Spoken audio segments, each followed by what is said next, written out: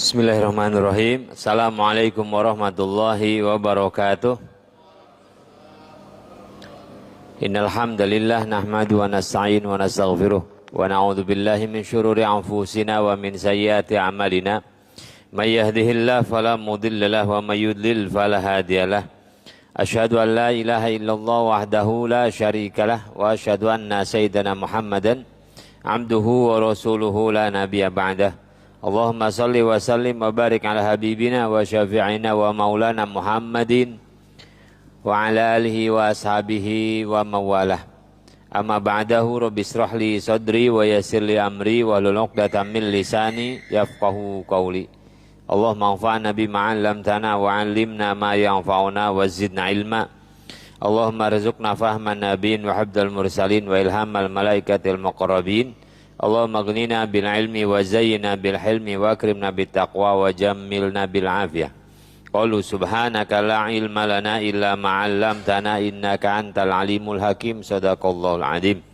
Tsumma ila hadratin nabiyil mustafa sayyidina Muhammad rasulillah wa ala alihi wa sahbihi wa dzurriyyati ajmain. Khususan ila hadratin muallif hadzal kitab Syekhul Imam Ibnu Hajar Al-Asqalani wa ahli baiti wa dzurriyyatihi wa may yu'awwinu ala nashri hadzal kitab lahumul Fatihah. A'udzu billahi minasyaitonir rajim. Bismillahirrahmanirrahim. Alhamdulillahi rabbil alamin arrahmanir rahim maliki yaumiddin. Iyyaka na'budu wa iyyaka nasta'in ihdinas siratal mustaqim siratal ladzina an'amta 'alaihim ghairil maghdubi 'alaihim waladdallin amin. Hadratul mukarramin wal muhtaramin, para asatidz, para guru, para kasepuhan, ketua dewan kemakmuran masjid beserta jajaran yang sangat saya ta'zimi. Hadirin muslimin mu'minin yang saya hormati dan dimuliakan Allah Subhanahu wa taala. Alhamdulillah wa syukurillah, kita bersyukur pada Allah Subhanahu wa taala atas limpahan nikmat, atas anugerah, atas karunia yang Allah berikan kepada kita. Karena semua nikmat, semua ketetapan dan semua takdir Allah Subhanahu wa taala mengumpulkan kita di tempat ini, di tempat yang baik insyaallah. Tujuan kita semata-mata mencari ridhonya Allah Subhanahu wa taala. Meskipun agak bergeser waktu, biasanya maghrib ditutup dengan azan isya, karena ini kajiannya isya, ditutup dengan azan subuh insyaallah.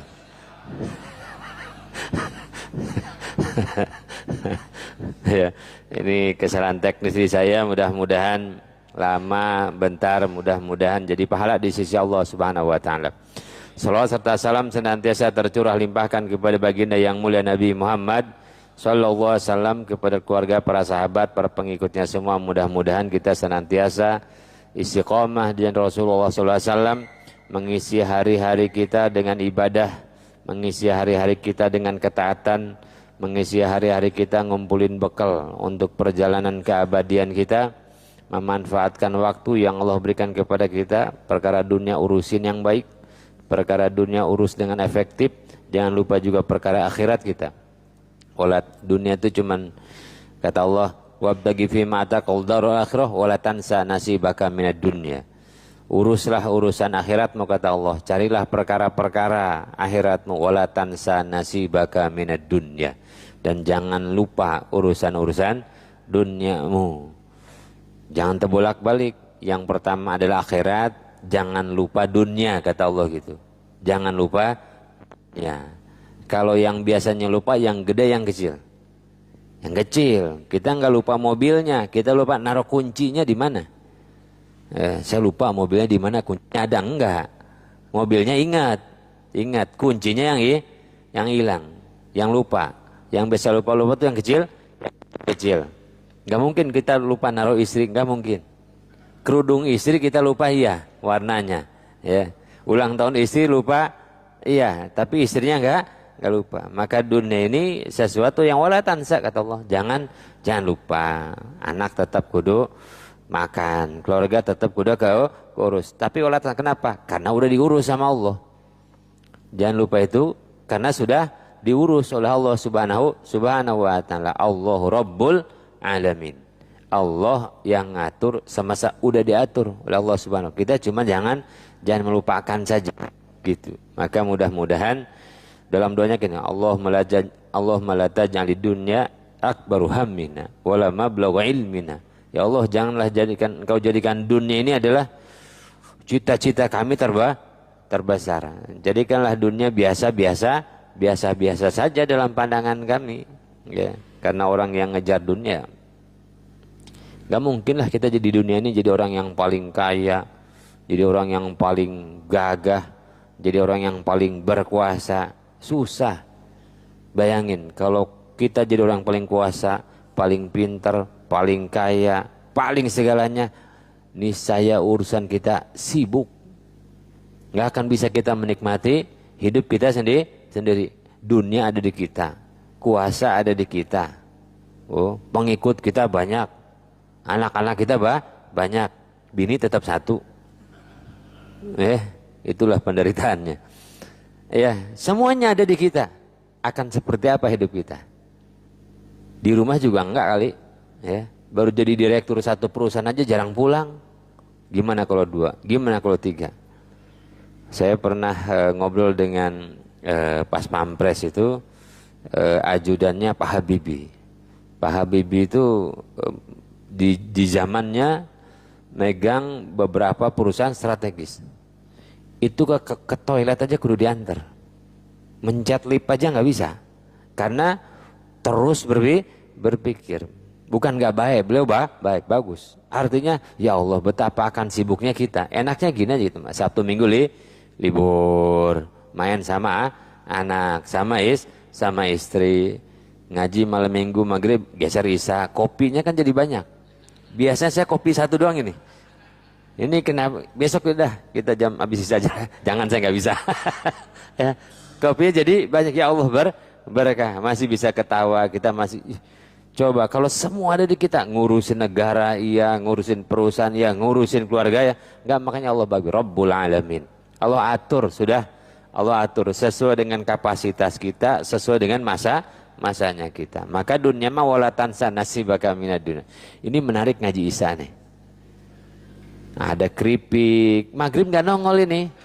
Maghrib nggak nongol, masya Allah. Berkah, memang berkah ya. Ya jadi, jadi baik hadirin dirahmati Allah, biasa-biasa saja perkara dunia. Carilah akhirat Allah, carilah akhirat kita yang belum kelihatan ini. Akhirat kita yang belum kelihatan. Maka sholat prioritas, ya. Ngaji utama. Luar biasa. Nggak nongol dia kalau habis maghrib ya. Perlu di review ulang nih.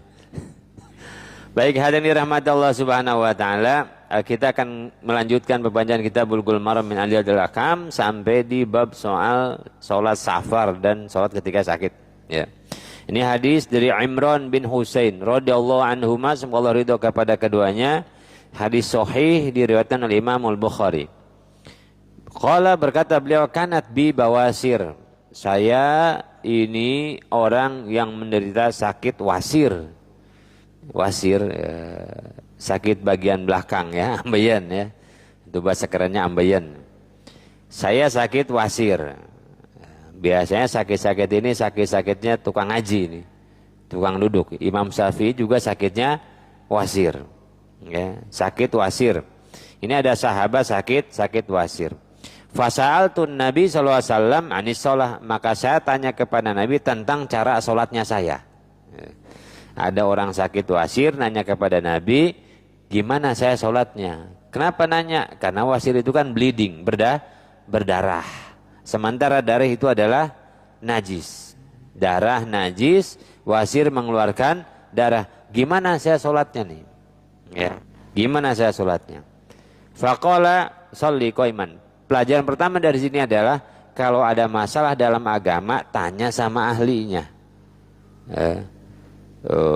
Apa kata Allah? Fas'alu ahla dzikri in kuntum la ta'lamun.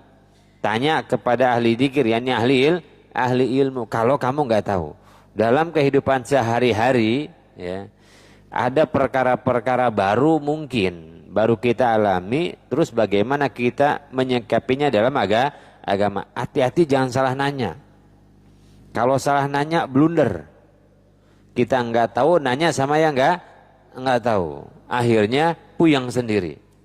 Kalau nanya, tanyalah sama orang yang tahu. Para ulama, para zu'ama, para asatid, para guru-guru. Tanya sama orang yang tahu. Jangan salah Tanya. Kita tanya sama Google, deng, puyeng, banyak banget pendapatnya. Gimana. Bukan nggak boleh. Tapi sebagai sebuah referensi silahkan. Tapi kalau untuk aplikasi, nih, ada kebutuhan referensi, ada kebutuhan aplikasi. Ketika sebagai sebuah referensi, silahkan. Online silahkan. Tapi kalau sudah mau aplikasi, artinya kita gunakan dalam kehidupan kita. Untuk sholat kita, untuk zakat kita, untuk bisnis kita, untuk usaha kita. Tanya kepada ulama, tanya kepada guru. Maka hidup itu kudu punya guru. Kalau punya guru kan enak. Lagi jualan santan di sana nanya, ini gimana jadi gitu. Ya. WA aja cukup, nggak pakai kopi, nggak pakai keripik. Ya. Ya.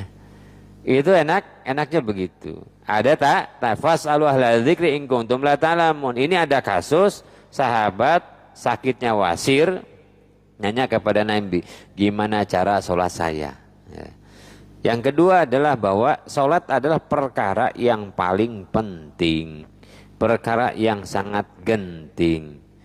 Ya, sampai-sampai orang sakit pun ada cara sholatnya. Ini muskilah kadang-kadang.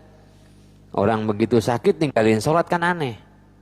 Atau kita nengok orang yang sakit. Ya, ini udah sholat belum? Dah Pak Ustadz kasihan lagi sholat, lagi sakit masa sholat? Sakit kudu rajin sholat.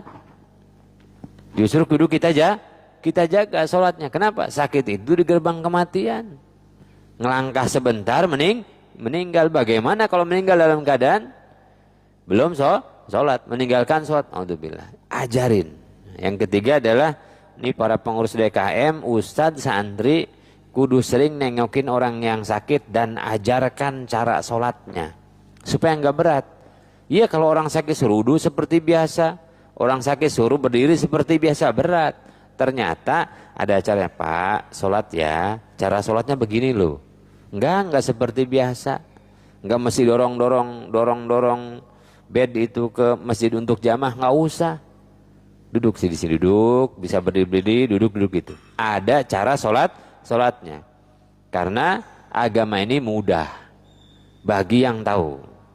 Agama ini mudah bagi yang ngerti. Akan sangat berat bagi yang tidak punya ilmu. Ya. Orang sahabat Nabi pernah baru diajarin tayamum. Kemudian beliau junub. Dipikirnya kalau wudu gantinya tayamum dengan wajah tangan. Junub gimana? Dia guling-gulingan di pasir. Guling-gulingan di pasir. Mandi junubnya diganti guling pasir. Ya Nabi ketawa aja. Enggak gitu, sama dengan tayamum. Maka saya suka bilang jangan menakar agama dengan logika kita. Dengan akal kita. Nanti ketemu beratnya. Agama ini ya ada ilmunya.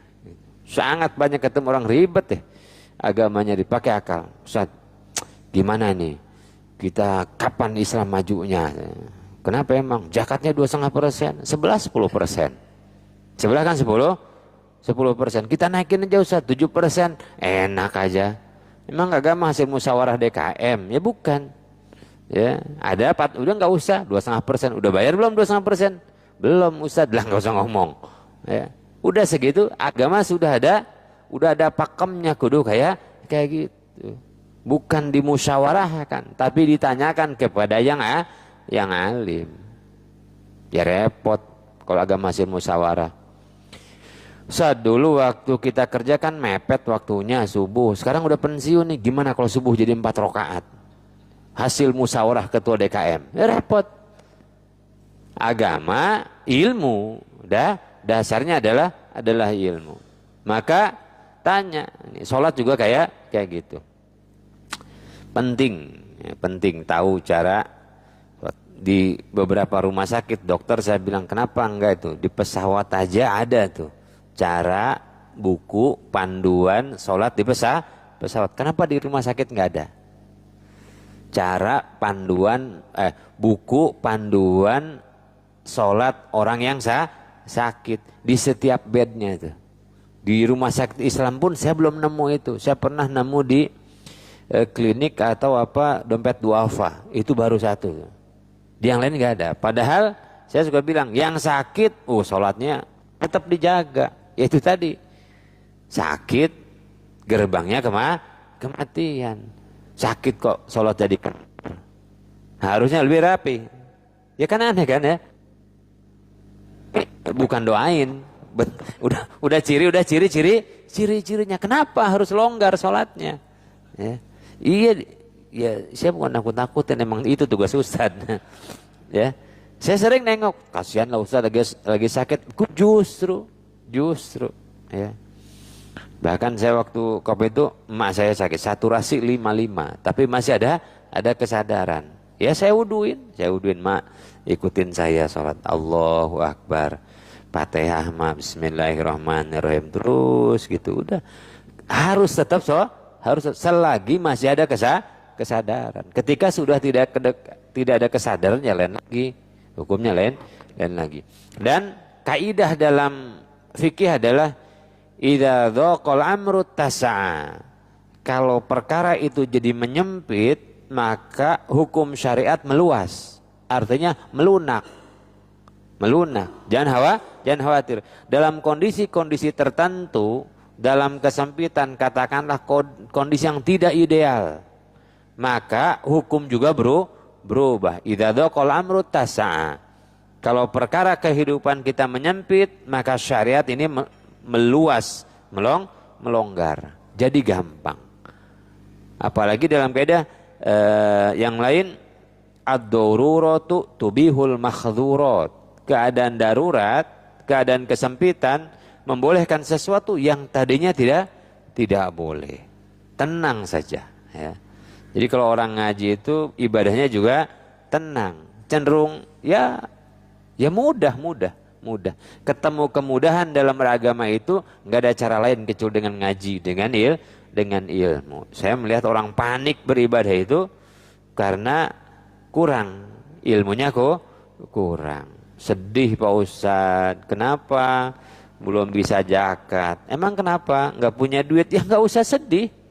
Orang nggak punya duit nggak usah sedih, nggak bisa. Ini kadang-kadang musilah kan gitu, masalah gitu. Orang-orang dipicu untuk mencari materi agar bisa zakat. Akhirnya apa? Meninggalkan ibadah yang biasa dilakukan. Kerja seminggu sampai malam. Kenapa enggak ngaji? Lagi pengen jadi muzaki Pak Ustadz. Masa jadi musaik mulu? Ngaji enggak, sholat ketinggalan akhirnya. Mau ngapain? Zakat itu kalau punya uang. Haji itu kalau punya uang. Enggak punya uang ya santai saja. Biasa saja. Kalau bahasa salonnya saya gini. Biasa saja kita kerja, cukupi kebutuhan kita secukupnya, bisa ibadah. Mendadak kaya haji, mendadak kaya zakat. Ustadz saya masuk umur hidup nggak kaya, nggak usah berangkat haji, orang nggak dosa. Nggak usah zakat, orang nggak dosa. Ngaji yang banyak, zikir yang banyak, sholat yang banyak, kelar, beres.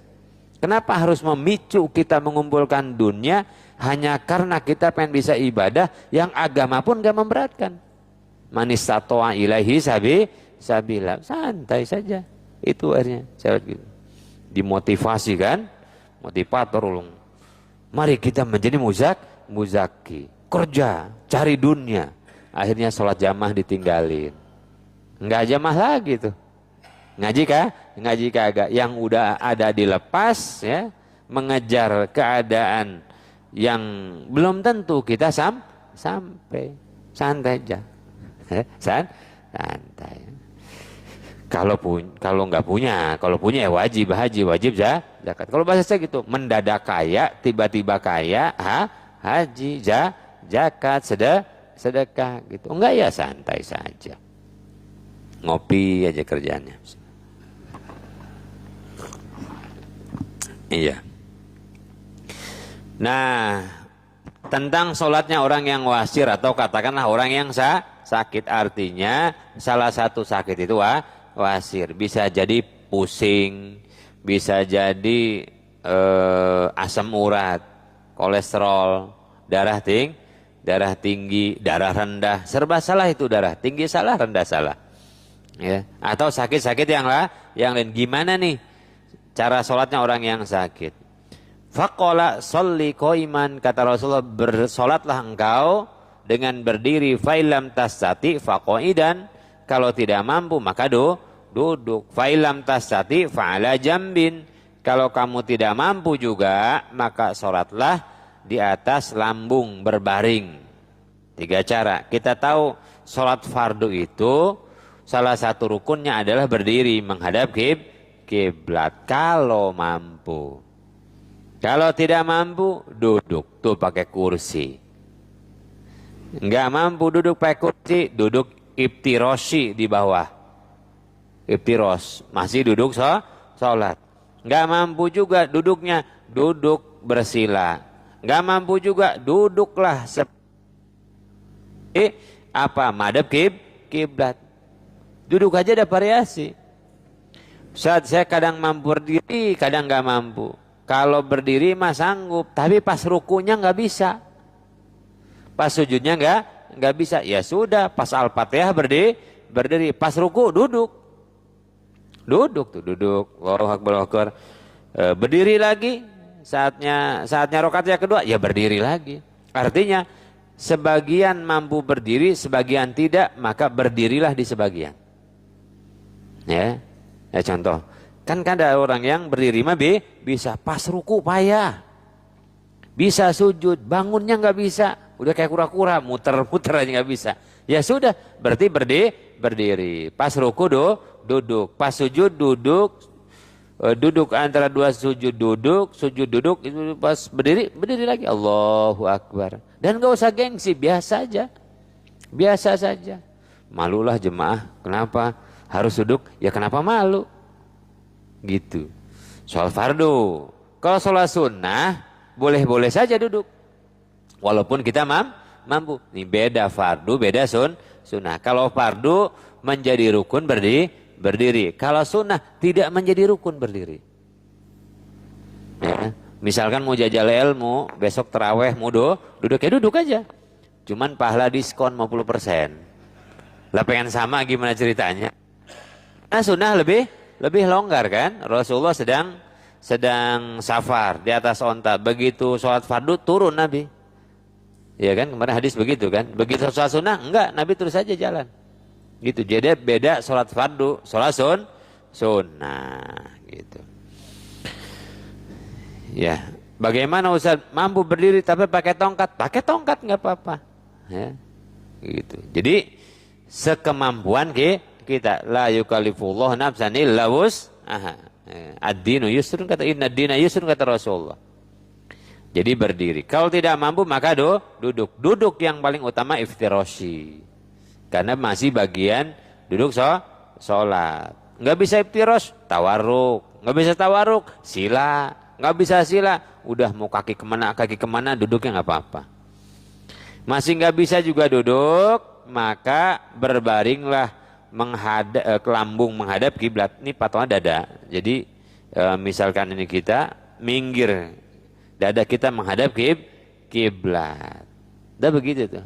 Misalnya lagi di rumah sakit, ya miring, dada kita menghadap kiblat. Tuh. Nggak bisa juga, terlentang nggak apa-apa. Bisanya tengkurap, Pak Ustaz, dia tengkurap. Ya, nggak bisa juga. Nanti ada dengan isyarah saja. Walhasil kudu tetap sholat. Andaikan tidak usah sholat, Nabi akan bilang sudahlah, nggak usah sholat dulu, ntar sembuh baru sholat. Kan enggak, tetap kata Rasulullah, sholatlah sesuai dengan kemampuan kita dan sah sholatnya, tidak perlu diqodho, sholatnya sah. Nah khusus untuk sakit-sakit yang bleeding seperti ini, atau pada perempuan itu istihadhah, ya, yang keluar darah terus di kubul atau dubur, atau di luka-luka yang keluar darah, sholatlah di keadaan yang paling minim darah itu keluar. Misalkan Ustaz, saya kalau duduk di atas kursi itu pendarahannya lebih banyak. Yang paling sedikit mana? Duduk di bawah. Ya duduk di bawah. Walaupun duduk di atas kursi kita mampu gitu. Nanti mundur sedikit cara wudhu cara wudunya. Nah, cara wudunya bukan bersuci dari hadas kecil, tapi saya niat wudu agar diperbolehkan sholat. Karena hakikatnya kita terus berhadas. Ya, wasir jenisnya itu sama. Terus kemudian istihadhah atau perempuan yang terus keluar darah, atau bukan dari kemaluan, mungkin dari luka, ya kan gitu. Ini adalah cara sholat. Tadi saya mau pening doang, vertigo tadi, vertigo, ya kan? Sakit banyak vertigo. Gimana, boleh nggak? Boleh duduk daripada kelayangan, ya, daripada kelayangan. Atau sholat di laut, ya, oleng kan, berdiri ngeng puyeng, udah duduk. Ini cara sholat. Kemudian hadis yang kedua, an Jabir radhiyallahu anhu qala ada Nabi sallallahu alaihi wasallam maridun. Rasulullah nengok orang yang sakit.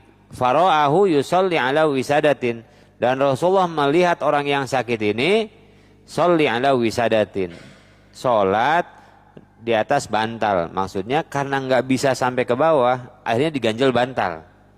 Diganjel bantal gitu. Ganjel bantal sehingga sampai ke tempat sujud. Faroma biha, maka Rasulullah lemparin itu bantalnya. Wa qala sholli 'alal ardi in istata'ta, salatlah engkau di atas tanah kalau kamu mampu. Wa illa faumi ima'an, kalau enggak mampu cukup berisyarat saja. Enggak mesti diganjel nih. Misalkan orang bisa sujudnya segini, diganjel bantal sampai tinggi. Enggak usah repot-repot begitu. Satu, tidak boleh kita meletakkan sesuatu di atas tempat sujud kita. Ya, misalkan memang orang yang perawatan, ya, kalau kena karpet kasar, ditaruhlah bantal buat sholat, nggak boleh. Yang kedua adalah jangan ngeberat-beratin sekali. Kata Rasul, cukup kamu bisa sujudnya sampai sini, ya segini aja udah, ya, sekemampuan kita. Misalkan orang yang sakit pinggang, sujudnya nggak bisa sempurna sampai bawah, cuman sampai segini aja, udah sholatnya segitu, cukup kata Rasulullah. Ya. Syarat itu gampang kan ya, mudah. Kita kadang-kadang suka memperberat syariat, sampai repot-repot. Ada ustadz, ibu saya sudah pikun, bapak saya sudah pikun, kadang ingat kadang enggak gitu. Kalau enggak ingat terus mah ya nggak apa-apa. Ini kadang ingat kadang enggak. Gimana sholatnya? Ya diingetin aja. Zuhur mah sholat zuhur, udah. Habis sholat zuhur pengen sholat lagi, ya biarin aja, nggak usah berantem, ya. Nah, tiba-tiba maghrib pengen sholat subuh, ya kan rufi al-qalam, ya. Yang penting maghrib, sholat maghrib, udah maghrib udah beres. Habis itu pengen sholat subuh, ya biarin aja, ya. Jangan kemudian jadi perdebatan yang panjang, ya. Orang tuanya udah nggak mampu puasa, dipaksa puasa sama anaknya. Nggak mampu puasa, ya sudah, tinggal bayar saja, fidyahnya terus beres. Nggak ada yang susah. Yang susah itu adalah ketika kita beribadah pakai hawa nafsu. Ya. Nah, ini gimana? Sholli ala ardi wa illa fa'aumi ima'an waj'al sujudaka akhfadhu min ruku'ika, dan jadikanlah sujudmu itu lebih rendah daripada ruku'mu. Artinya ketika kita sholat duduk, Allahu Akbar, kemudian kita maksimalnya kita bisa sampai sini, maka jadikan ini adalah gerakan sujud kita. Ruku lebih ringan daripada itu, segini, gini ya. Misalkan sujud segini, maka ruku cukup segini saja, gitu. Ruku sujud lebih dalam daripada ruku, udah cukup segitu aja, ya. Cukup. Saya maksimalnya segini Pak Ustadz, ketarik tulang belakang kalau itu ya, segini. Ya udah sujudnya segini, berarti rukunya di atas sedikit, gitu aja. Ya. Faumi iman tuh isyarat saja dengan gerakan ruku dan sujud cukup kok itu, nggak usah diganjal kursi. Saya bikin teknologi untuk memandu orang bisa ruku dan sujud dengan sempurna. Nggak usah, nggak usah, enteng-enteng saja, ya.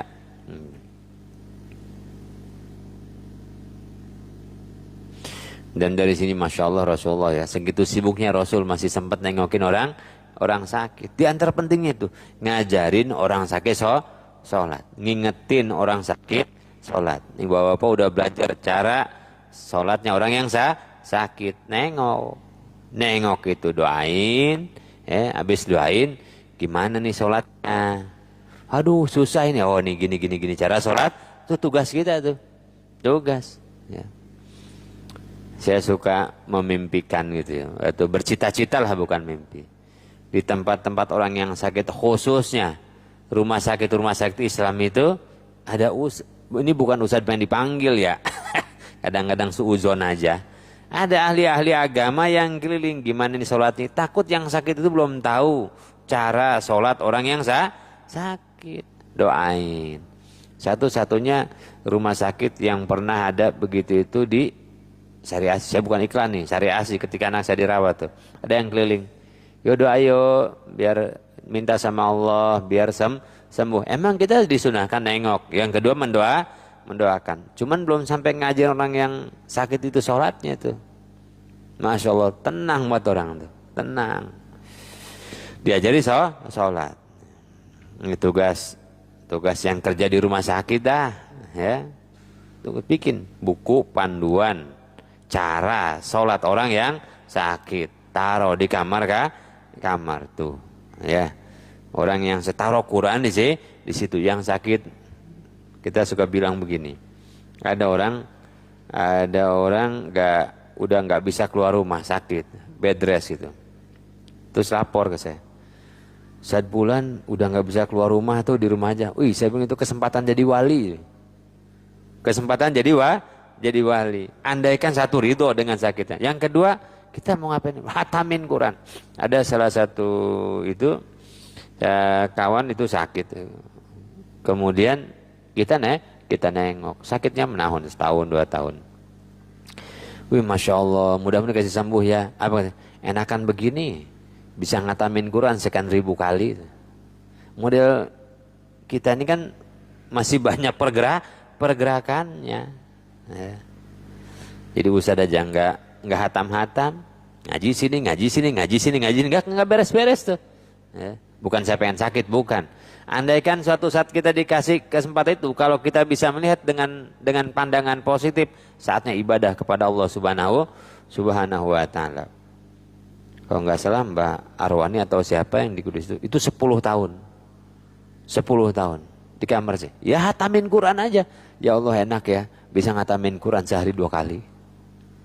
Ya, bukan kita mensyukuri atau minta sakit, tapi kita, ternyata kesempatan mendekat kepada Allah. Banyak orang yang diangkat wali begitu di penjara.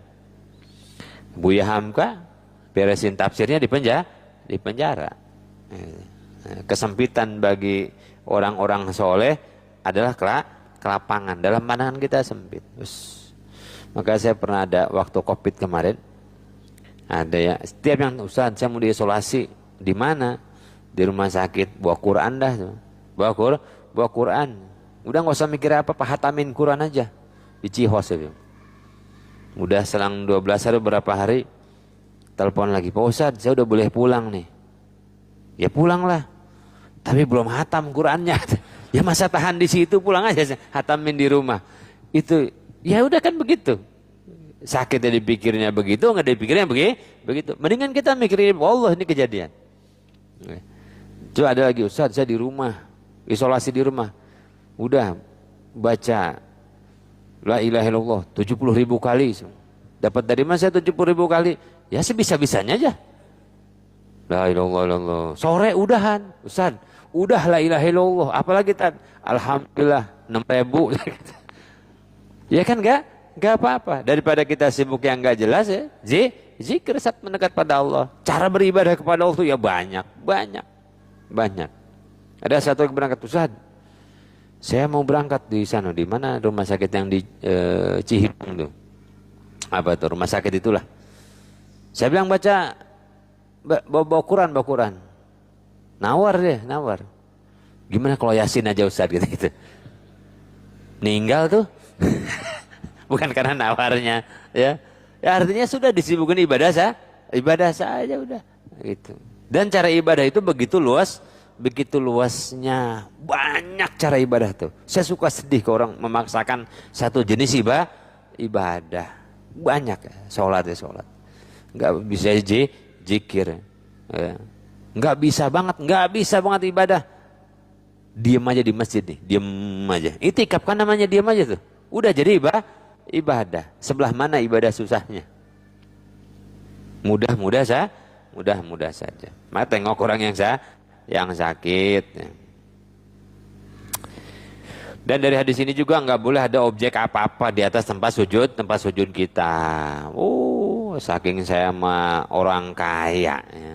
Sujudnya nggak mau di atas karpet, di bawah bantal dia, biar lembut gitu kan. Jangan ada apa-apa di tempat sujud kita, ya. Saat saya bawa sejadah ya boleh, sejadah mah nggak apa-apa.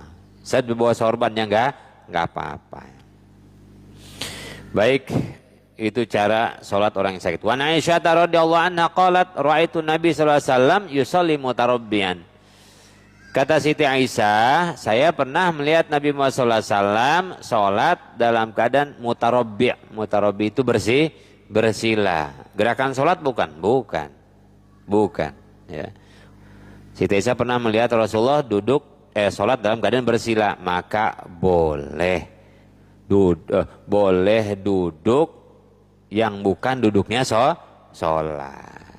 Ya, utama tetap iftiroshi, kemudian tawarruk, kemudian sila. Nggak bisa, terserah mau gimana aja. Mau kaki kiri ke depan, kaki kanan ke belakang ya sebisanya. Ya. Tapi diupayakan dada kita tetap menghadap kiblat. Dan carilah khusyuk di dalam sholat. Wa qumu lillahi qanitin. Dan berdiri di hadapan Allah dengan khusyuk.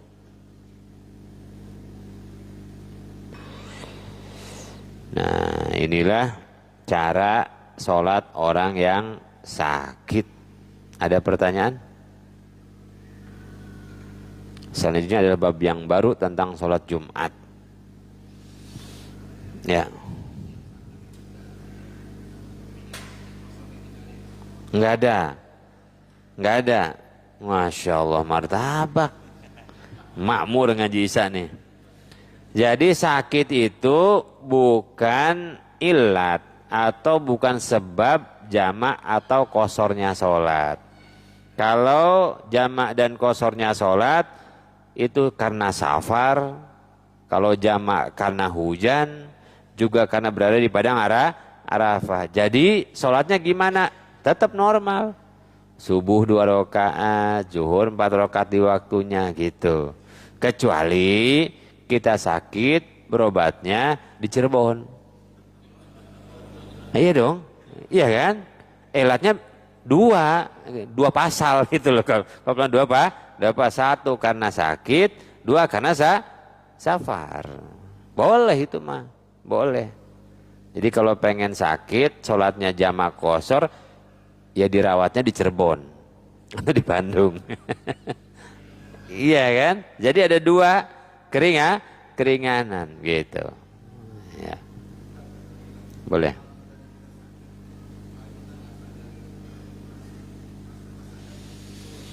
Pingsan ya, misalnya pingsan atau apa gitu, dikodok sholatnya.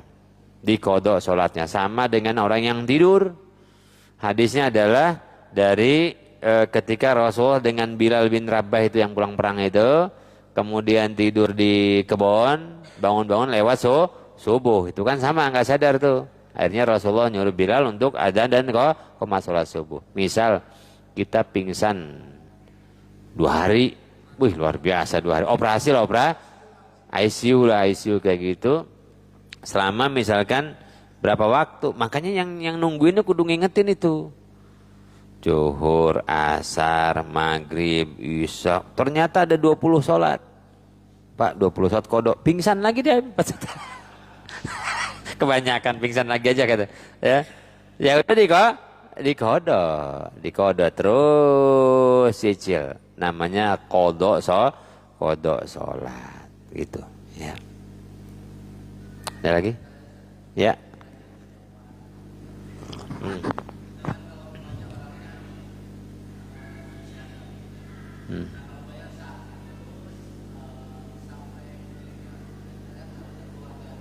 Oh iya iya.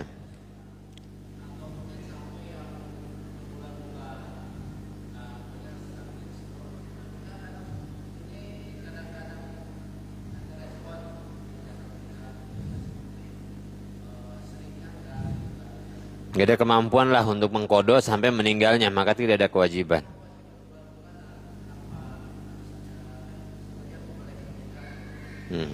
Ya, kafaroh sholat ya.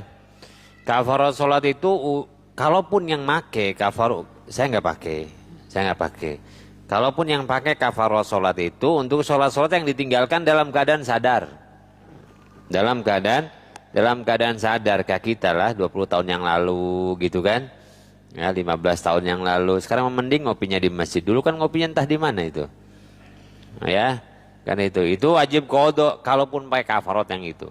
Sedangkan yang sudah tidak ada kemampuan kesadaran, misalkan di ICU sampai meninggal selama saya itu 20 hari. 20 hari. Terus begitu. Itu nggak ada kewajiban kafarat, nggak ada kewajiban qadha. Karena tidak adanya kesadaran. Tidak adanya kemampuan. Rufi'al qalam. Itu diangkat syariat.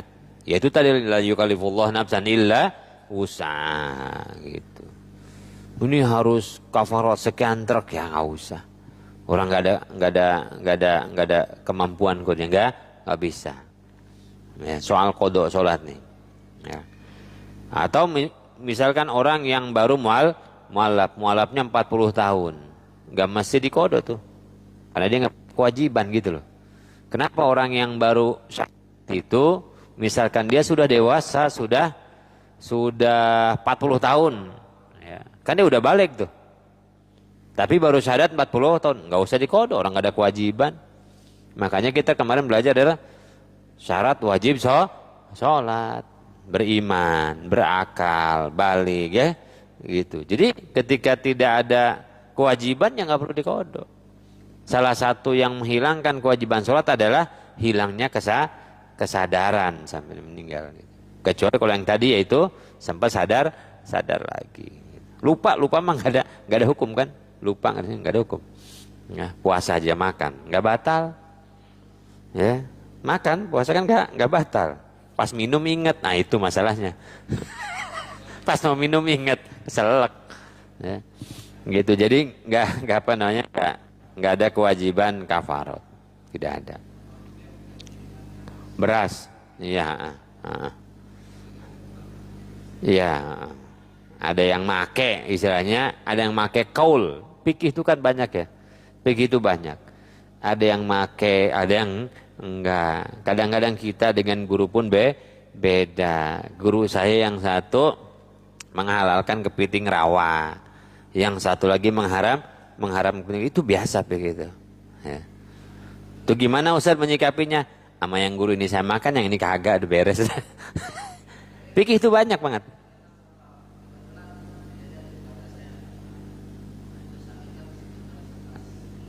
Hmm.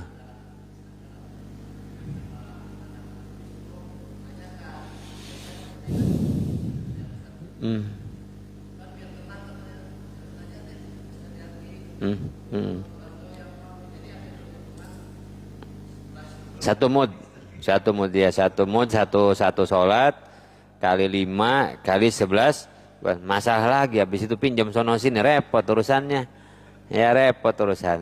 ya. Kalau saya sih rufi'al qalam an salasin, kata Rasulullah, diangkat hukum itu dari 3, kecil dia sampai dia balik, orangnya sampai dia lupa, orang lupa sampai dia ingat. Hilang kesadaran itu kan lupa terus sampai meninggal. Kalau lupa sampai ingat kayak tadi tuh, Kita lupa, kemudian ingat, kita nggak sadar, kemudian sadar. Ini nggak sadar terus. Kaidah usul fikih tadi, idza daqal amru tasa. Kalau masalah itu menyempit karena sakit keadaan, maka syariat meluas gitu, ya. Kayak gitu. Emang akan ketemu di fikih-fikih itu banyak sekali. Maka bijaksanalah kita menyikapinya. Saya nggak make. Silakan yang lain pakai kayak gitu. Ya. Karena kalau model saya itu yang ada kafarat itu puasa. Puasa ada kafarat, fidyah itu ada kafarat. Orang yang berhubungan badan dengan istri itu ada kafaratnya. Nah, kalau sholat nggak semua make gitu, ya. Yang pakai mengkiaskan kepada puasa. Gitu. Baik, ada lagi? Ya. Baik. Kalau waktu sholat qodho, pertama qodho itu sholat yang bukan di waktunya. Qodho itu ada sholat yang bukan di waktunya. Tadi sholat kita isya tadi tuh, ya. Isya besok itu bukan waktunya sholat sekarang. Jadi nggak mesti nunggu isya besok gitu loh. Nggak mesti. Sholat aja kapan kita ingat, kata Rasulullah. Sholatlah kapan saja kamu mengingatnya. Misalkan orang isya ini kebablasan, maghrib dia tidur, bangun-bangun subuh. Capek banget, keliling sama Pandeglang. Maghrib capek, blas sampai subuh. Ya udah sholat waktu subuh. Kapan saja kita ingatnya. Subuhnya juga bablas Ustaz. Ini bangun jam 8. Ya Allah, tidur apa pingsan itu? Ya sudah jam 8 itu. Jam 8 besok misalkan isya sama subuh. Ya. 2 sholat, lupa, bini bangunin, nggak berani kan? Udah, ingatnya bangunnya jam 8 pagi besok, maka sholat isya dan subuh qodho namanya. Anak tanya, sholat apa Pak? Borongan. Jadi kapan saja kita mengingatnya. Ini kadang yang tanya, Ustaz, kita nih baru-baru hijrah ini. Baru-baru hijrah. Kadang-kadang subuh masih suka lewat. Kadang-kadang masih suka. Ingat ya, orang beragama itu enggak semuanya seperti kita. Masih ada yang baru-baru newbie, baru-baru. Kalau sudah bangunnya jam 7, Ustaz gimana itu? Apa udah tanggung lah? Ini perdebatan suami istri. Kata suaminya, sholat aja gitu. Kata istrinya, orang udah lewat kok, percuma. Ya kan masih orang baru. Lama loh, ya udah saya bilang sholat saja. Sholat saja jam 7. Tapi itu bukan sholat subuh ya gitu. Itu sholat kecelakaan. Namanya qodho. Dan qodho nggak bisa direncanakan. Capek banget lah qodho aja besok jam 8. Ya nggak bisa. Ya. Qodho itu bukan sholat di waktunya. Dan tidak bisa diniatkan. Dan tidak seperti sholat yang tepat waktu. Jadi kapan saja kita ingat qodho sholat kita. Ya. Ketiduran. Cuman 2 yang membolehkan. Uzur syar'i sholat itu cuman 2. Satu lupa. Yang kedua ketiduran. Gitu. Gimana ketiduran? Ya tadi sebelum waktu isya kita tidur, itu namanya ketiduran. Kalau sudah waktu isya tidur, itu bukan ketiduran. Males ya. Karena isya sudah jatuh. Ini Bapak yang dirahmati Allah. Setiap datang waktu sholat itu jatuh kewajiban sholat kepada kita. Setiap datang waktu sholat. Maka tidak ada perkara yang harus kita lakukan segera kecuali sholat. Kecuali sholat. Datang waktu isya tadi, adzan. Sebelum isya nggak ada kita punya kewajiban sholat isya, nggak ada. Orang belum datang waktunya, ya kan? Ketika datang isya, barulah kita punya kewajiban sholat isya. Jangan tidur. Saya ketiduran Pak Ustaz, nggak sholat isya. Jam berapa emang tidurnya? Nonton bola. Ya bukan ketiduran itu mah. Itu namanya main-main di pinggir jurang. Jangan, sholat aja dulu. Sholat. Ketutup kayak tadi tuh, kita tidur sebelum isya capek banget gitu. Atau kita memang apa? Sip apa ya kalau kerja pulang malam tuh? Sip berapa? 2? Apa? Hah? Sip 2 pulang jam berapa? Nah, jam 11 tuh kan? Nyampe rumah jam 12. Apa boleh buat tiba-tiba tidur? Blek, tidur setidur-tidurnya. Ya, sebelah juga lagi nggak sholat juga. Sudah bangun-bangun jam tuh, jam 7. Nggak tuh ketua DKM udah depan rumah ngajak ngopi. Wah, repot ngurusannya. Ya sudahlah, sholat. Pokoknya gini, jangan nih dari sekarang sampai nanti kita mati, titip pesan saya, jangan punya hutang sholat. Jangan punya hutang sholat. Sholatlah dalam keadaan seperti yang kita bisa lakukan. Ya. Jadi sholat qada itu sholat bukan di waktunya. Andaikan kita nunggu isya besok pun udah bukan di waktunya. Sudah bukan di waktunya. Kapan ini? Dan qada yang dulu-dulu gimana? Ini berkembang ke qada. Yang dulu-dulu gimana? Yang dulu mana? Itu yang dulu. Yang dulu gimana tuh? Disebut lupa? Enggak. Disebut ketiduran? Tidak. Sadar Ustaz, sadar. Tahu sholat wajib. Kenapa enggak? Ya gitu deh. Gimana tuh masalahnya tuh? Kita punya kok satu, tobat pasti. Tobat, berjanji untuk tidak mengulangi. Tobat paling utama, sepakat tobat, ya Allah nggak akan lagi kayak dulu orang sholat Jumat kita mancing. Orang sibuk sholat johor, sepedahan, dah macam-macam dah. Maghrib sama subuh udah langganan. Kalau nggak di jalannya segala macam. Yang paling tahu kan kita tuh. Kalau inget itu, ya Allah ngeri, untung nggak mati di waktu itu. Ya, gimana tuh yang lama? Yang lama-lama itu satu, tobat. Itu yang paling pokok, tobat. Qada apa jangan? Khilaf di antara ulama. Nah, ada yang mengatakan di qada atau enggak? Saya pakai pendapatnya Imam Nawawi. Kata Imam Nawawi, qadalah qadalah ketika engkau tidak merasa keberatan. Kenapa qada? Kata hadis Nabi, panduannya, kata Rasulullah, hutang kepada manusia aja kudu dibayar, apalagi hutang kepada Allah gitu. Tapi kata Imam Nawawi jangan ngeberatin. Kenapa nggak beratin? Masalahnya kita nggak tahu jumlahnya berapa. Iya kan? Berapa jumlahnya? Lah, banyak lah pokoknya. Iya kan? Banyak lah pokoknya mau. Luar biasa. Kita balik dari SMP. Sadar-sadar udah 40 tahun, coba. Ngeri ya kan? Nggak tahu jumlahnya, apalagi nganpas kemana-mana. Ya, repot gimana? Ya sudah, kata Imam Nawawi, qada aja ketika kamu ada waktu, nggak keberatan. Misal habis maghrib, sholat maghrib baik qada yang dulu, habis subuh lagi yang dulu, zuhur lagi yang gitu aja. Karena nanti kalau pakai qada yang kita ingat itu nggak ada sunnah sebelum qada ditunaikan. Misalkan tadi subuh ketinggalan, masuk waktu duha, kita sibuk sholat duha, subuh belum di qada. Nggak ada tuh, qada subuh dulu. Qada subuh dulu, nggak ada yang sunnah sebenarnya. Ibu-ibu sibuk puasa Senin Kamis, qadanya belum. Kacau. Qada dulu. Nah, untuk yang lama-lama gitu dah, ya Allah, habis zuhur lagi. Kenapa qada yang dulu? Sampai kapan Pak Ustaz? Sampai tenang hati kita. Sampai tenang hati kita. Cuman kalau habis asar sama subuh jangan qada di masjid, cari perkara. Wih, tuh DKM sholat apa lagi habis asar nih?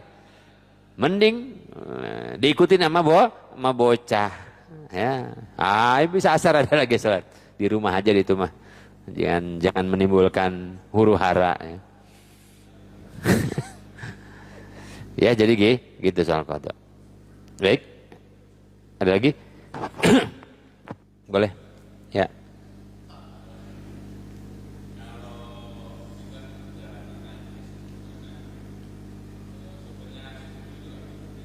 Subuh nggak berhenti ya. Nah ya.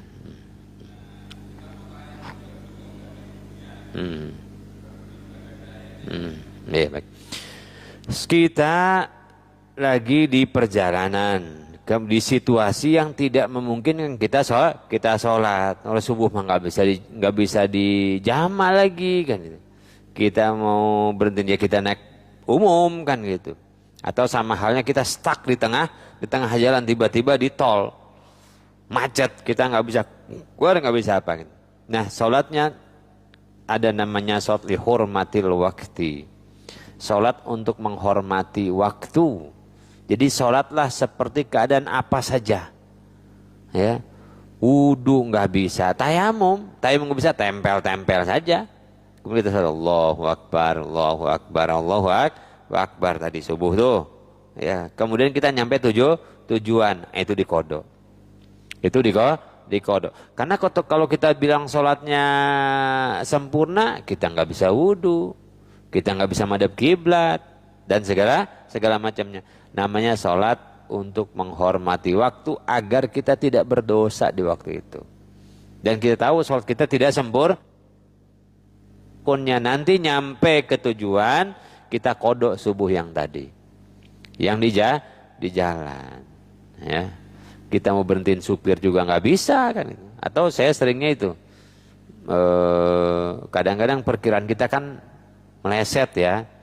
Cuman dari Jatake ke Citra, kita pikirlah nyampe maghrib di rumah. Nggak taunya Bitung macetnya luar biasa. Mau keluar aja nggak bisa. Ya sholat aja sambil megang setir kayak Allahu Akbar, Allahu Akbar, Allahu Akbar gitu. Ya, terus kemudian kita sampai kita kodok. Saya lupa tadi juga satu. Ketika orang sakit begini, sakit tadi masih bisa duduk, masih bisa segala macam. Orang kesadaran ada, tapi udah nggak bisa gerak macam-macam begini. Sholatnya gimana? Cukup isyarat. Allahu Akbar. Fatihah. Pakai tangan ini, isyarat. Ya. Allahu Akbar. Gitu. Fatihah, surat. Allahu Akbar, ruku. Subhana rabbiyal azim bihamdi, sami Allahu liman hamidah, terus Allahu Akbar, sujud gitu pakai tangan aja, atau tangan yang gerak-gerak ya. Kalau nggak bisa juga pakai kedipan mata, Allahu Akbar, Allahu Akbar gitu. Sampai begitu cara sholat harus tahu ya. Nah gitu. Nah tadi siapa? Ya Pak.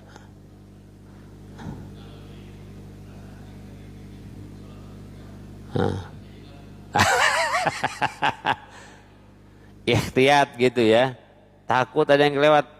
Kalau memang ini kita ijtihad nih, kan kita yang paling tahu dari kita.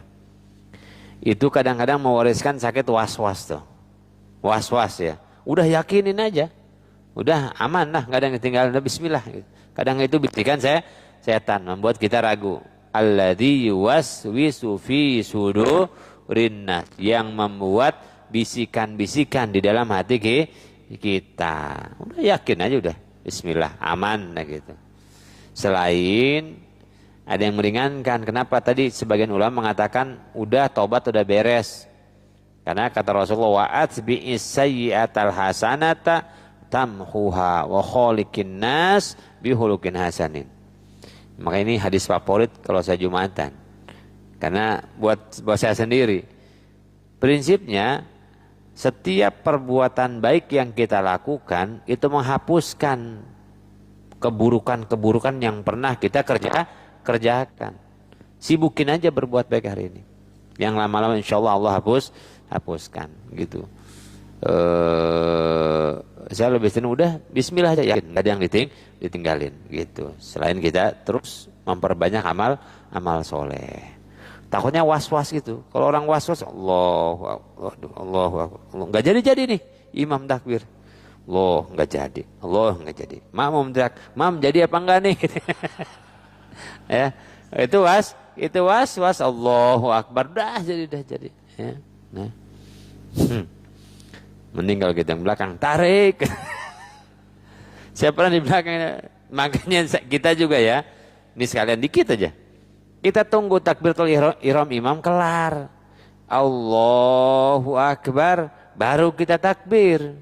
Imam baru Allah, gitu loh, Allahu Akbar. Itu bisa jadi nggak jemaah. Jemaah kita nggak sah. Kenapa? Kita sudah sholat, imamnya belum selesai takbiratul ihram imam. Sama dengan salam. Tunggu sih pelan-pelan imam selesai. Assalamualaikum warahmatullahi baru kita salam. Kalau pengen mantap, imam salam ke kiri, baru kita ke kanan. Imam berassalam, kita udah keluar, imam belum, gitu, ya. Ngejar bus kali itu. Ya, apa lagi tadi? Ya, ya Ustaz.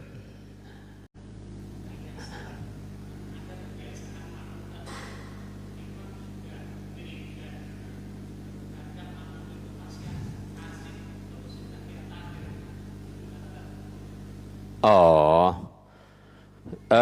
gini prinsipnya di dalam sholat berjamaah jangan ketinggalan dua rukunnya imam. Jangan ketinggalan dua rukunnya imam, gitu. Ya artinya ketika imam sudah salam sudah selesai, imamnya udah subhanallah, alhamdulillah, Allahu akbar, mau masih tasyahud akhir, nggak ada masalah sholatnya sebetulnya, cuman jauh banget. Itu kadang-kadang apalagi kalau misalkan apa namanya, kita jadi imam juga harus adil. Terlalu lama jangan, terlalu bentar juga jangan. Kasih ruang sama jamaah. Sah sholatnya, sah nggak ada masalah karena hanya ketinggalan satu rukun imam itu salam terakhir, gitu aja. Nah, cuman itu tadi menimbulkan huru-hara, kegaduhan di tengah orang yang saya lebih senang apa? Lebih senang apa namanya?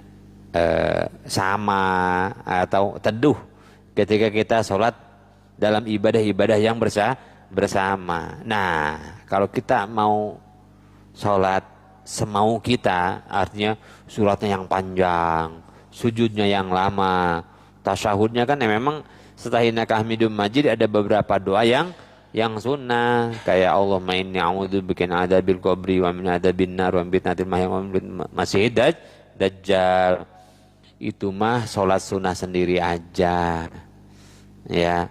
Kalau kita sholat sama-sama mah yang standar-standar aja. Di belakang kita itu ada yang emang udah doyan sholat jamaah, ada yang baru belajar sholat jamaah, ada yang terjebak sholat ngantar anaknya, itu macam-macam tuh.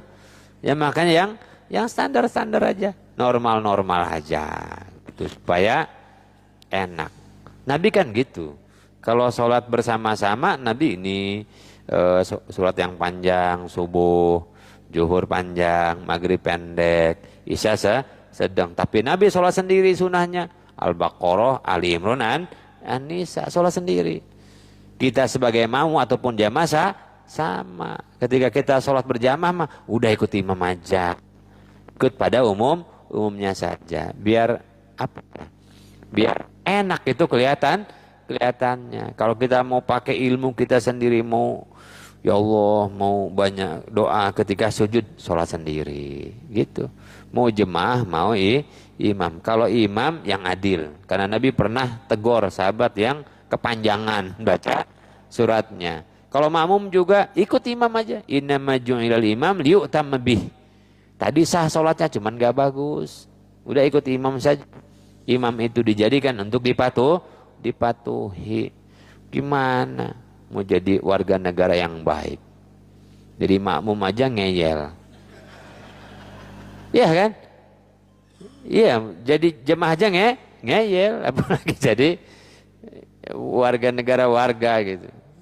Kan kita latihan tertib tuh ya, dipimpin oleh satu orang, semua nurut terus gitu. Nggak mau, sentimen sama imam, biar disalam, gue nggak mau salam gue mah.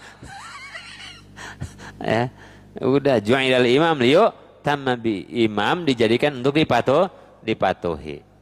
Ya, lagi? Tadi siapa? Ya, balik lagi kiri kanan ini. Ya, gak apa? Apa? Lupa barengan berjamaah.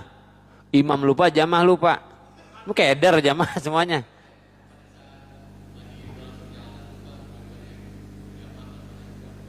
Oh, ya ya ya. Apakah boleh sholat qada berjamaah? Gitu ya. Itu tadi. Rasulullah habis perang dengan para sahabat. Kemudian istirahat. Ya. Sahabat Bilal maju. Ya Rasulullah istirahat aja. Udah, aku yang jaga. Rasulullah dan sahabat semua tidur. Aku yang jaga, kata Bilal. Wih, gagah Bilal. Enggak, ya oke, kata Rasul tidur. Bilal tidur juga. Ini kan lupanya berjamaah tadi. Semua lupa. Ya Nabi enggak lupa. Cuma Nabi pengen Bilal kelakuan kali gitu ya. Dia lupa juga. Lewat waktu subuh. Bukan berjamaah doang, Nabi bilang, Bilal azan. Bilal qomat, pakai azan, pakai qomat, salat subuh berjamaah, dia tetap biasa. Ya. Ya gitu. Pak, mau ngapain, Pak? Kodok. Sama, bareng yuk jamaah. Allahu Akbar. Jangan pakai azan, ntar ketahuan. Aslinya tetap azan, tetap qomat, tetap jamaah, sama-sama kodok. Ya. Lah, habis sholat zuhur. Kita mau kodok, kita kodok sholat zuhur. Datang sekretaris DKM, masa ketua DKM mulu. Sekretaris DKM masuk. Kita lagi sholat kodok, Allahu Akbar, dia masuk. Colek, Allahu Akbar, wih jamaah. Kita kodok, dia enggak. Ini tanggung jawab berat nih urusannya ini. Boleh enggak? Boleh, enggak ada masalah. Enggak ada masalah. Enggak usah Allahu Akbar, wih kita di kodok. Dia kan sholat yang sekarang ya. Kita kodok, gimana nih? Enggak usah gitu. Belakang nanya, kenapa emangnya kodok? Kacau ini. Udah biarin. Ya biarin. Enggak sah, sholatnya sah gitu. Ya. Lagi? Jadi boleh jamaah. Apa? Waktu asar yang kelewat. Oh iya. Nah baik. Ketika ada sholat yang kita wajib, sholat yang aktual lah ya, sama sholat qada, yang mana dulu? Asar dulu apa maghrib dulu?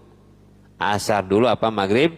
Maghrib dulu. Asar kelewat, maghrib memang wajibnya khusus untuk maghrib dan subuh ya. Maghrib sama subuh dulu karena waktunya pendek ya, karena waktu bis itu baru yang qada. Dan tidak ada sholat sunnah sebelum yang qada ditunaikan. Ya, nggak usah qobliyah maghrib, nggak usah ba'diyah maghrib, nggak usah. Qada dulu. Karena ketika ketemu yang wajib dan yang sunnah, maka yang sunnah kalah oleh yang wajib, dan qada itu fardu wajib.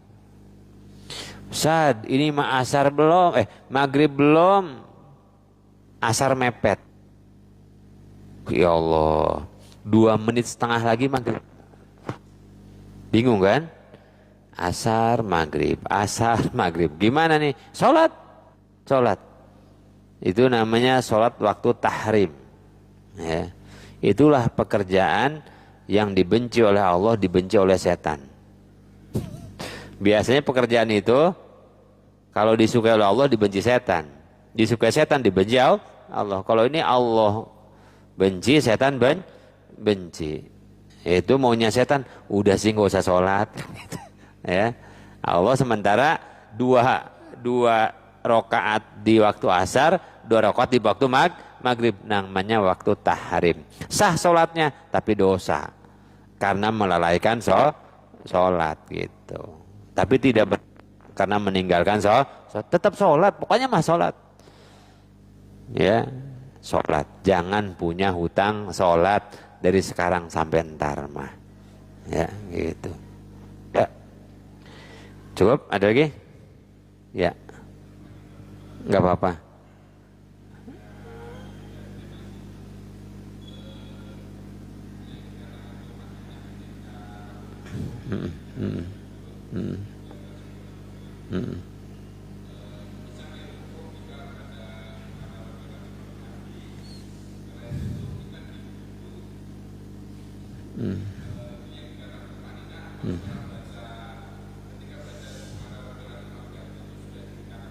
Nah, tumaninah itu artinya tenang sesaat setelah di posisi yang gerakan yang kita lakukan, baik ruku, i'tidal, sujud gitu. Ya, misalkan sujud sempurnanya kita bisa begini tuh. Itu berhenti sejenak, itu sudah tumaninah. Apakah kita baca subhanallah atau subhanarabbil azim, subhanallah itu sudah tumaninah. Jadi bukan berarti gini, subhanarabbil azim wa bihamdi, subhanallah bihamdi, subhanallah bihamdi, berhenti sejenak itu tumaninah, enggak. Ketika baca subhanallah itu sudah tumaninah. Gitu, ya. Ketika baca subhanallah itu sudah tumaninah. Yang enggak boleh itu baru ruku langsung bangun, sujud langsung bangun, ya. Salatnya Rosi, ya. Itu yang enggak tumaninah. Tapi ketika ruku subhanallah, bangun sami Allah gitu. Sujud subhanallah itu sudah tumaninah. Ya. Cukup ya? Ada lagi? Enggak apa-apa. Ini juga ngaji, nanya juga. Biasanya yang ditanya itu yang lebih ingat malah. Ya. Kalau dengar doang, kemarin nggak nyampe mana? Lupa nyampe mana. Baik, bismillah. Sholatul Jum'ati. Selanjutnya adalah tentang sholat Jumat. Sholat Jumat. Satu catatannya adalah bahwa Jumat itu sayyidul ayyam. Kata Rasulullah, hari Jumat itu penghulunya hari. Ada yang mengatakan juga Jumat itu lebih utama bahkan dari hari raya Idul Fitri, Idul Adha. Karena Jumat itu hari raya mingguan yang datang kepada kita setiap minggu. Sementara Idul Fitri, Idul Adha datangnya setahun sekali. Maka kata Nabi, hari Jumat itu sayyidul ayyam. Kalau datang hari Jumat, ya, maka banyaklah bersalawat kepadaku. Ya. Dan hukum sholat Jumat itu adalah fardu ain. Fardu ain. Sholat Jumat itu, ya. 2 rakaat, tapi menggantikan zuhur yang 4 rakaat. Setiap umat itu punya hari rayanya. Yahudi Sabtu, Nasrani Ahad, Muslim Jumat. Jadi hari raya mingguan kita adalah hari Jumat. Diambil dari kata jamaah, berkumpul. Nama hari Jumat, hari berkumpul. Sholat Jumat, sholat berkumpul. Makanya sholat Jumat mah nggak sah kalau nggak jamaah. Beda dengan Idul Fitri, Idul Adha, Istisqa, gerhana. Itu kan sah. Sholat munfarid. Tapi kalau Jumat kudu jamaah. Harus berjamaah. Kenapa? Nggak dapat esensinya berkumpul. Ya. Makanya kalau sholat Jumat itu makin kumpul umat yang banyak itu makin bagus. Itu makin bagus. Maka dulu mah konsepnya ada masjid jami, ada masjid non jami. Adalah masjid di mana didirikan sholat Jumat. Masjid yang lain non jami, jamaah rawatib di situ yang 5 waktu, tapi nggak didirikan sholat Jumat di situ. Jadi tidak semua masjid harus melaksanakan sholat Jumat karena esensi berkumpulnya dapat. Dulu kan di kampung masjid ada beberapa, tapi masjid jami masa satu. Bayangin, umat Islam seminggu sekali ketemu. Saya sudah bilang, favorit saya kalau umroh itu, ya, waktu keluar dari Masjidil Haram, Masjid Nabawi. Kadang saya keluar lagi, masuk lagi tuh. Karena masih Allah umat Islam tuh kumpul. Mau saya cita-cita sholat kita kalau nggak cuma kita sholat id di Citra 3-4 detik aja, air banyak-banyak. Baik kita sekeluarga bawa anak kita ke satu titik kumpul ribuan umat Islam sholat, rasanya beda. Karena kita ini kan masih ketakwaan kita, kadang-kadang kesolehan kita masih di pengabdian seperti banyak, itu emang boleh, ada masalah. Baik, kalau Idul Fitri kita cuma di depan satu, di tengah satu, di belakang satu, kumpul 9.000 orang. Masya Allah, jalan. Ada tukang jualan pinggirnya biasanya, otomatis ya. Tukang kopi ya. Kita doa anak kita, umat Islam besar. Nah, saudara-saudara kamu banyak. Itu rasanya beda. Saya selalu kampanyekan mudah-mudahan kejadian. Ya. Cuma kan masalahnya adalah kotak amalnya gimana? Kotak amal lagi dipikirin. Receh benar. Ini uhuwah. Dari sana sudah datang ketemu yang di galernya. Dari kata belakang satu lah gitu ya. Dari mana sini? Geraha, saya tinggal mana? Satu ketemu orang besar, matisan. Rasa beda. Makanya ada sholat masjid jangan sholat di masjid. Saya kecil sholat mungkin jalan 5 kilo. Sebenarnya masjid-masjid yang lain untuk sholat rawatib ya ada. RT ada musola atau masjid. Sholat Jumat satu kampung satu. Kenapa Imam Syafi'i begitu ketat perkara ini? Karena memikirkan substansi dari sholat jamaah itu adalah berkumpulnya umat Islam. Berkumpul di satu seminggu sekali ukhuwah terjaga. Maka sholat Jumat, sholatnya kudu jamaah, sholatnya kudu di masjid. Sholat yang lain kan agak santai.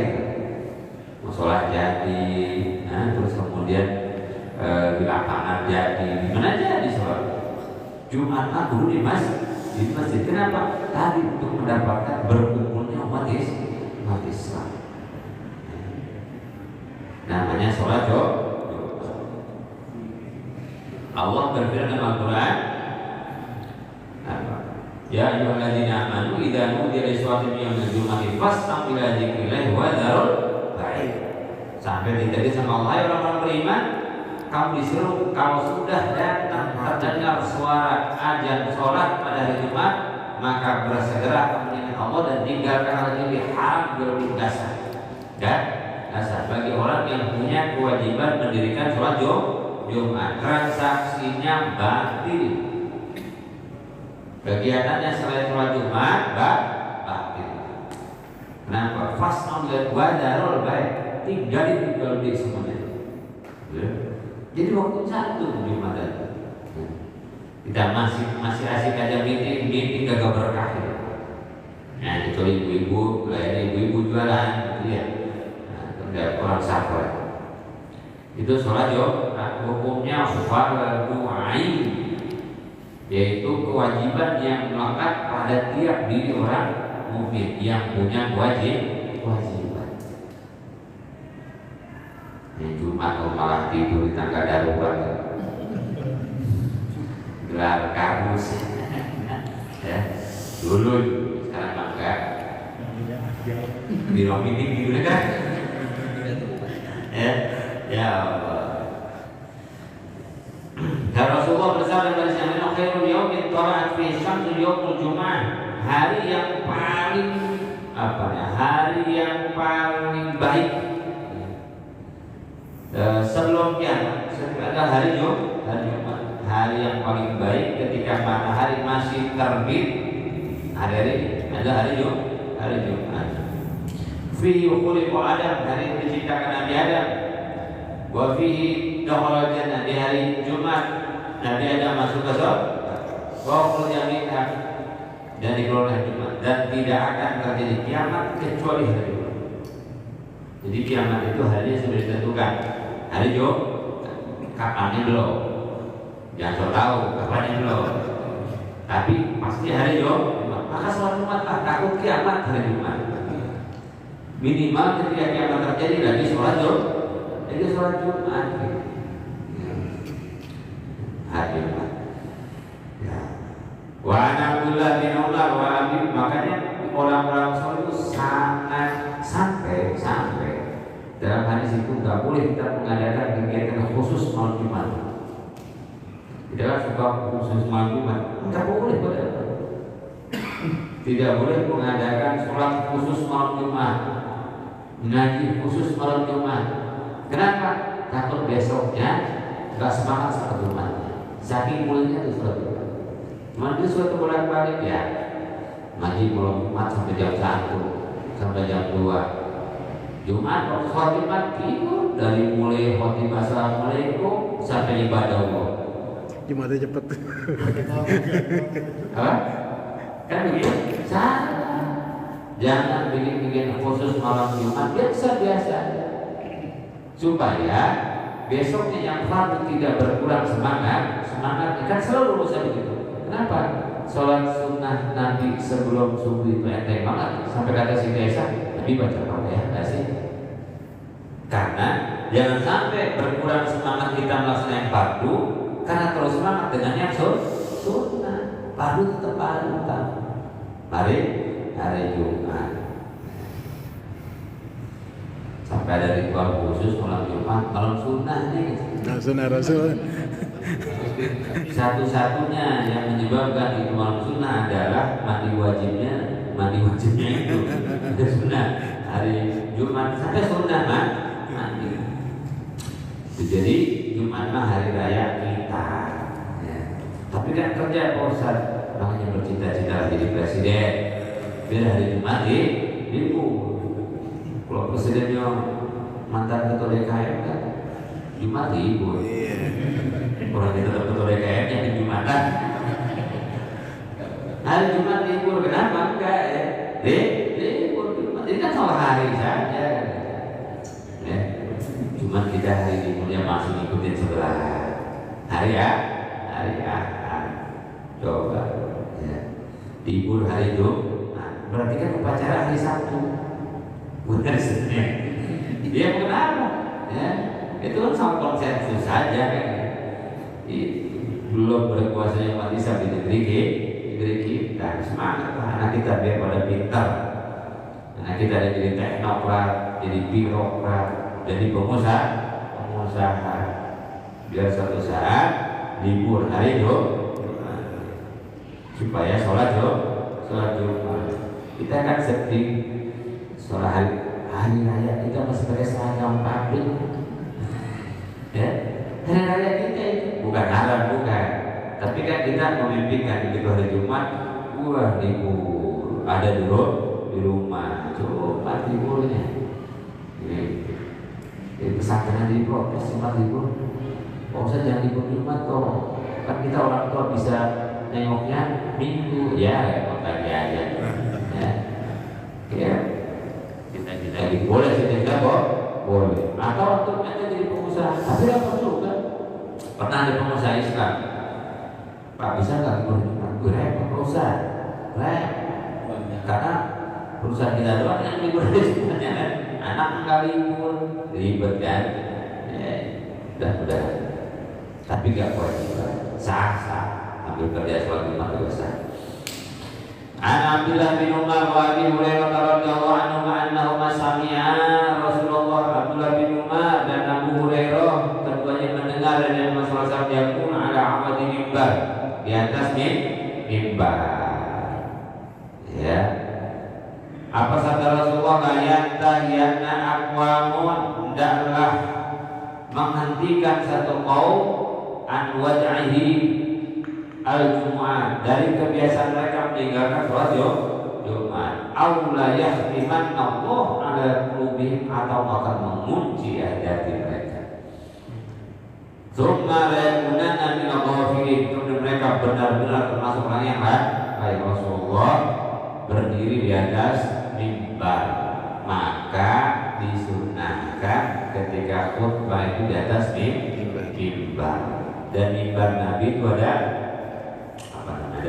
ada tingkat-tingkatannya supaya kelihatan lebih tinggi ketika berbicara. Cuman saya suka disipatkan sekali kalau hari Jumat mimbar itu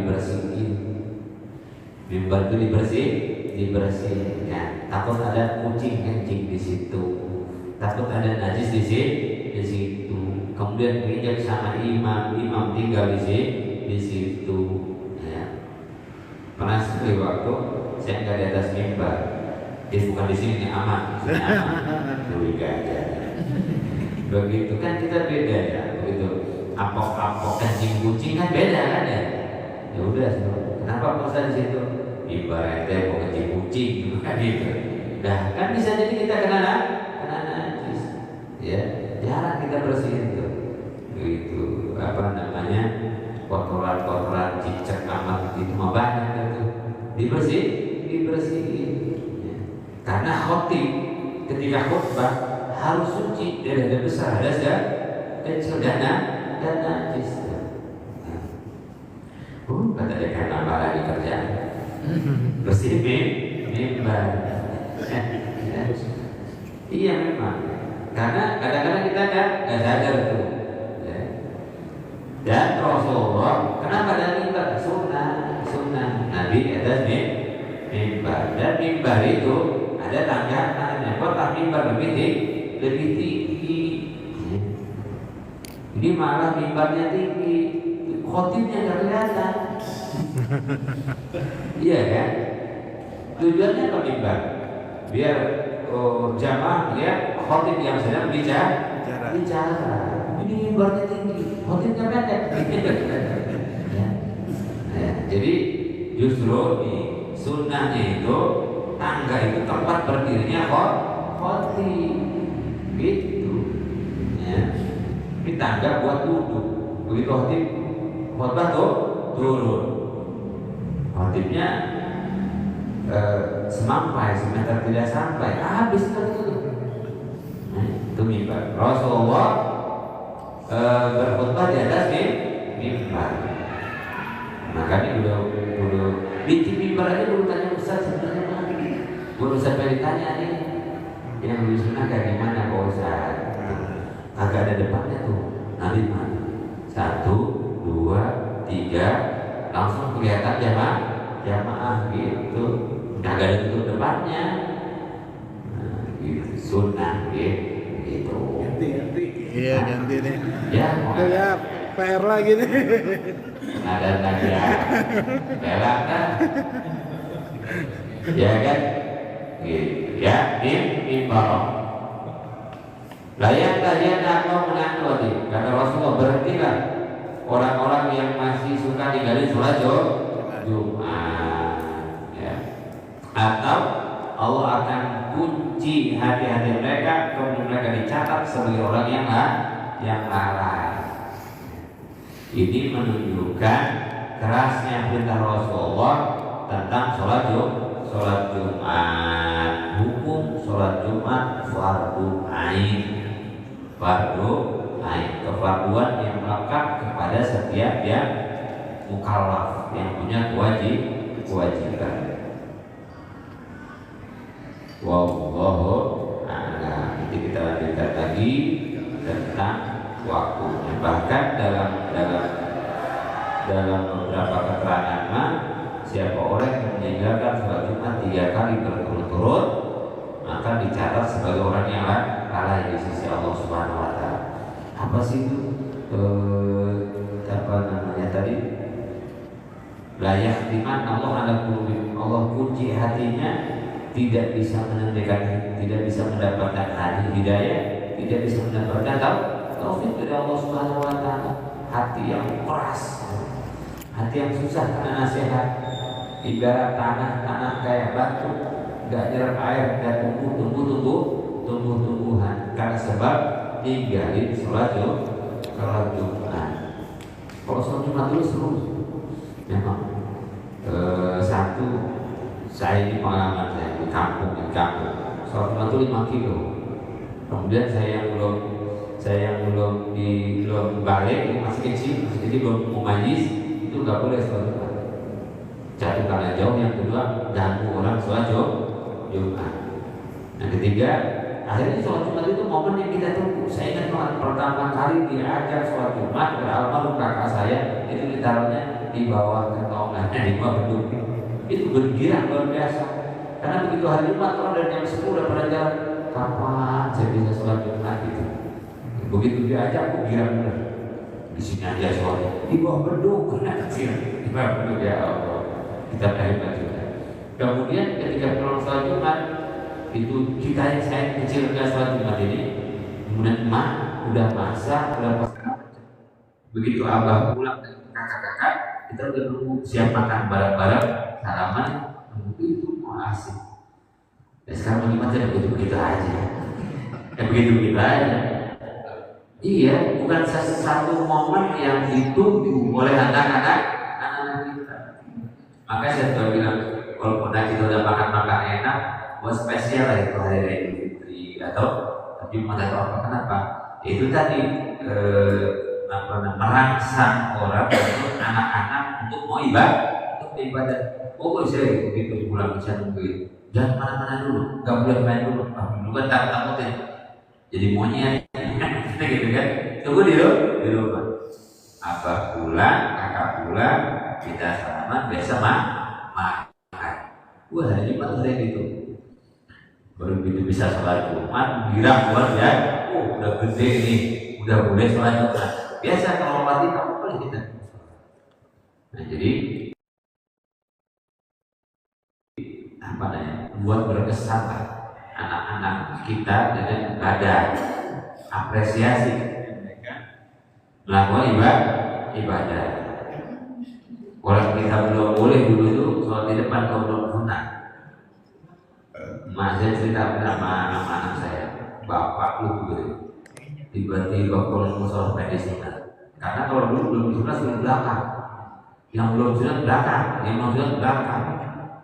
Saya pulang ke rumah, mak buruan di sunat, udah datang dulu tetap suruh di belakang. Akhirnya minta disunat, dan disunat akhirnya gara-gara pengen boleh ke depan. Ya gitu, ternyata aturan dibuat oleh guru-guru itu ada maksud. Kita nunggu momen hari Jumat, kita nunggu momen sholat jamaah, gitu.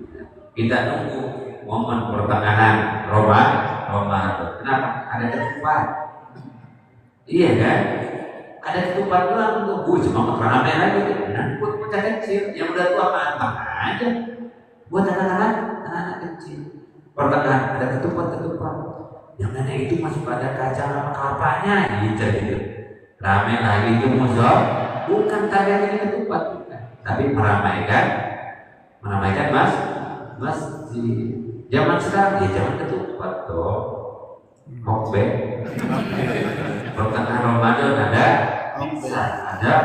anak kecil. Kalau ada ketupat, ketupat. Ada. Ya. Kan bisa-bisanya kita namanya usul dakwah gitu.